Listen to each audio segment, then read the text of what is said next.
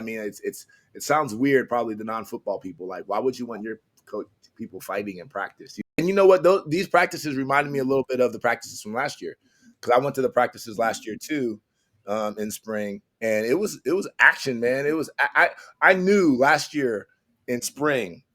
And I went to obviously the fall camp practices and stuff like that too. But I'm talking about before that. I knew I was like, oh, this team is serious.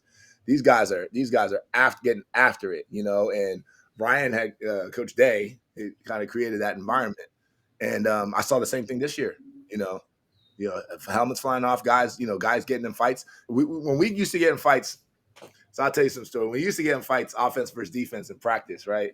It was coaches didn't want anyone to get hurt, but coaches actually liked it, right? At the same time, because it was like it showed that people cared and that there was energy and juice. I mean, it sounds weird probably to non-football people. Like, why would you want your coach people fighting in practice?